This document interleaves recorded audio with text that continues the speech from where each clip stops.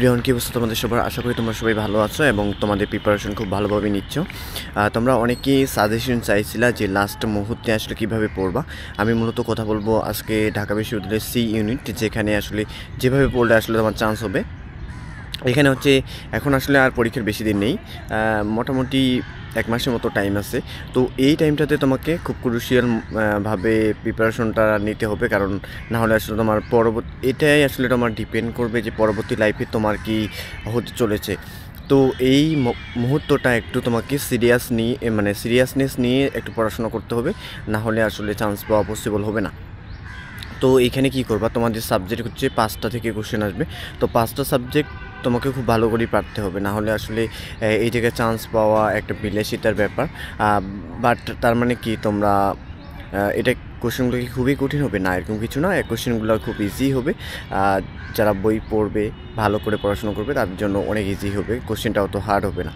তো তোমরা যেভাবে পড়াশোনা করবা, বাংলা ব্যাকরণের জন্য তোমরা হচ্ছে 19-এ যে ব্যাকরণ বই সেটা পড়বা। আর বাংলা ফার্স্ট পেপারের জন্য তো তোমাদের এইচএসসিতে যেই বইগুলো দেওয়া হয়েছে সেই বইগুলো থেকে পড়বা। আর সহপাঠ বইটাও তোমাকে খুব ভালো করে পড়তে হবে, কারণ ওই জায়গা থেকেও কোশ্চেন চলে আসবে।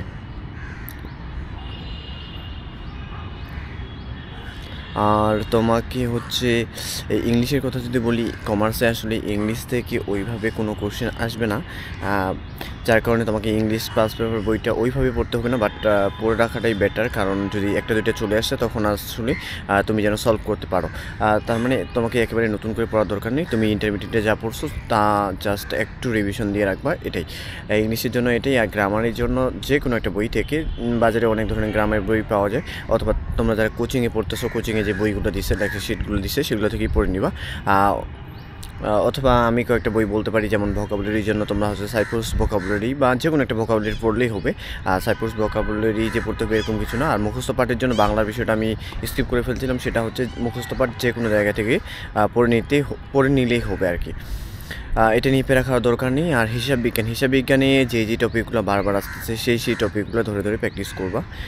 যেমন এখানে হচ্ছে কতগুলো চ্যাপ্টার থাকে যেখান থেকে বারবার আসলে কোশ্চেন এসেই থাকে, তো ওই জায়গাগুলো তোমাকে ধরে ধরে প্র্যাকটিস করতে হবে। আর ম্যানেজমেন্ট, মার্কেটিং, এই দুটো সাবজেক্টের জন্য তোমার পড়াশোনাটাকে ঠিক করতেই হবে, কারণ এখানে আসলে পড়াশোনার বাইরে কিছু নেই, ওই জায়গায় বুঝিয়ে দেওয়ার মতো কিছু নেই। আর ফাইন্যান্সের জন্য তোমরা বেশি বেশি প্র্যাকটিস করবা, তাহলেই হয়ে যাবে।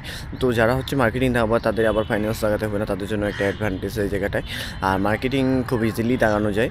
যারা মার্কেটিং পড়ছো তাদের জন্য ইজি বিষয়টা, বাট যারা আসলে ফাইন্যান্স পড়তেছো তাদের জন্য যে অনেক ডিফিকাল্ট এরকম কিছু না। তোমরা যেভাবে পড়তাম ওইভাবেই পড়বা। আর লাস্টে দেখবা যে পরীক্ষার দিন যেন সব কিছুই তোমার মনে থাকে, এটাই ইম্পর্টেন্ট সবচেয়ে বেশি।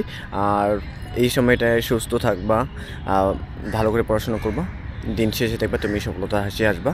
আর ঢাকা ইউনিভার্সিটিতে চান্স পাওয়া আসলে এটা ডিপেন্ড করে তোমার পড়াশোনার উপর এবং তোমার লাকের উপরও ডিপেন্ড করে অনেকটা। তো তোমার যদি পড়াশোনা ঠিক থাকে এবং সব কিছু যদি ঠিক থাকে, তাহলে অবশ্যই তুমি ঢাকা ইউনিভার্সিটিতে চান্স পেতে যাচ্ছ, এবং খুব শীঘ্রই দেখা হচ্ছে তোমার সাথে ঢাকা বিশ্ববিদ্যালয় ক্যাম্পাসে। তোমাদের সকলের জন্য শুভকামনা থাকলো।